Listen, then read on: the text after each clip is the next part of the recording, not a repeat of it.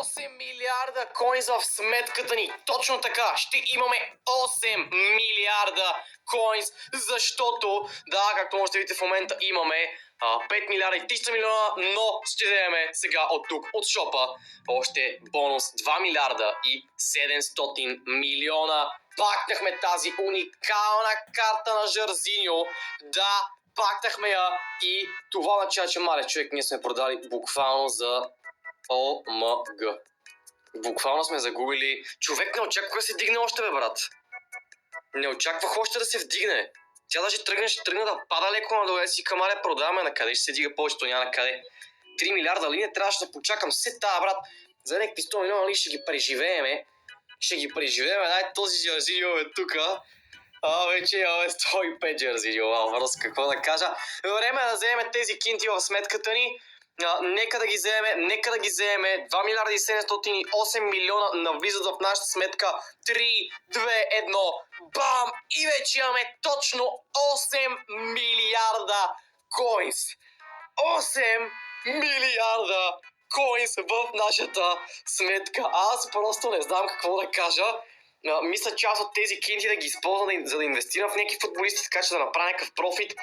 Също така планирам да взема Голяка. Дали сега е момента да го взема, дали да не изчакам още малко да падне към 4 милиарда да отиде, тъй като скоро ще има неща свързани с Тима, дали да не е хубаво да изчакам. Кройв беше човек 2 милиарда и 400, но сега вече и 700 милиона, така че това е леко въпросително наистина. 8 милиарда коинс обаче. Също така, хора, това е лигата, хора. Може да се присъедините. България FC. Буквално можете да се присъедините. Трябва да сте поне 102 overall. Вече, междуто, в интерес на истината, не съм правил никаква реклама на лигата, преди да кача още изобщо видео в главния канал за лигата и всичко. Буквално видеото в главния канал ще качи утре. Това видео ще го гледате някой ден по-късно, но буквално не съм казал нищо и вече лигата има 41 човека. Буквално съм създал, кръстваме България FC и по някаква причина вече сме 41 човека. Хората просто са си казали, чакай сега, те лигите се изтриха, той ще създаде нова яда, видиме, той наредно ще кръсти по същия начин и съвсем право са сетили. И в рамките на един ден 40 човека без да казва абсолютно нищо.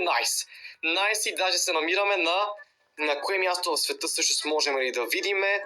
На 4299 място се намираме в света, което е много добре, преди че лигата ни не е пълна още. А в нашата си лига тук, където има още доста така отбори, се намираме на второ място и то даже според мен, докато се напълни лигата, вече ще станем на първо и то без проблеми ще успяваме да се дигаме. Според мен до Legendary не би трябвало да имаме много големи проблеми да се вдигнем, като тук наградите ще стават все по-големи, обаче по един месец бе, човек. Стига, брат, по един месец ли ще бъде? Тоест ние искаме да стигнем FC Champion Battle, ние другия месец сме Pro, след това 2 месеца, 3 месеца, 4 месеца, докато стигнем до най-високото. Да, и какво ще чакаме, брат, за 1900 джема е страшно направо. Велико, а тук някакви награди има ли? Каква наградка такава ще получат ли Germany? Ветеран, не знам си какво гледа, тук ще са 110 ли, бе, човек, хора. Мисля, те имат, не знам колко човека не мога да половината колона с 110, не знам какво да кажа. 8 милиарда коинс в интерес, наистина какви инвестиции можем да направим, наистина. Всъщност преди това нека да погледнем отбора ми, какво реално трябва да променим. По отбора ми в момента пакнахме Лизаразо Дебро, мога гледат цялото видео в главния канал, уникално видео наистина се получи, ако все още сте го гледали, но ще вземем Вандерсар от евента, имаме точките дори в момента да го вземем и ни трябват още 150 точки, за да вземем буквално и Яя Туре. И сега просто да ползваме Лизаразо и да продадем Роберто Карлос за буквално милиарди. И стоя още промени си им лицата, човек. Лицата им се промени, не им бяха такива. Това е големия въпрос, да го направим или така да си бъде, не знам. Защото трябва да имаме Масчаранс, че аз нямам Масчаранс. Имаме буквално за един футболист да го дигнем на 4-ти ранг Кръплео и тия Масчаранси просто изчезват. Имаме 13 Масчаранси, ние ще скъпиме чека 9 Масчаранси бяха, да, мисля 9 Масчаранси за някакво лист, така че ние реално ще събереме за двама футболиста. KDB също имаме, отделно трябва да вземем другата карта на Яя Торе, трябва да вземем другата карта т.е. новата карта на Ван дер Сар, така че откъде да ги изкупаваме тия мащаранци? Това са човек 40 мащаранци, за да дигнем Деброн или Заразо, Торе и Ван дер Сар на макс. Да, не на макс, на четвърти ранг плева, даже няма и на макс да можем да ги дигнем. Също така и Жинола чака да бъде дигнат на макс лева, така че не знам хора, по-скоро ли Заразо няма да го ползваме. За момента ще го запазя, няма да бързам да го дам. Ще видим как се развиват нещата. Може би, не знам хора, чуда се много, признавам си, дали да го ползваме, дали да не го ползваме. За момента Роберто Карлос ще си бъде в състава. За разката не фигурира в момента. Девройне ще бъде за момента супер съп. Няма да го ползваме. Махаме го KDB и така за момента ще изглежда отборът ни, естествено Ван дер Сар и Торе, като ги вземем и става страшно вече. И в халфата линия ми си иска някакси, искам и си отбор изглежда е така, атаката ни да е такава. Тук е един Кройф, тук е един Гулит и тук е един Торе 109, новата му картичка, като вземе и отбор ни ще изглежда простенькава и тук естествено Ван дер Сар. Така ми иска да изглежда отбора, но за момента ще изглежда ето така. Преди да ги вземем новите попълнения. 8 милиарда коин също така имаме, така че какво реално ще инвестираме. Примерно, директно ми хрумва естествено за новата картичка на Парадайс, карамел, шоколад и лешник. Бисквити с вълшебен вкус. Мисията е възможна. Открий пролетните промоции и тайните на красотата на makeup.bg. на Ван дер Сар, която вече струва 2 милиарда и вече е на сино, т.е. вече е късно за тази инвестиция. Примерно, ти ако си бил купил тук Шмайхел за 2 милиарда коинс и просто си изчакал докато се дигне, чек, той вече е 5 милиарда. Ти ако си го купил на 1 милиард, ти буквално си на 4 милиарда коинс профит, бе човек. Само ще си го купил тогава. Така че много е интересно наистина, но ще видим как ще се развиват нещата и кои футболисти. Той ще е паднал толкова да човек, то с Касиас.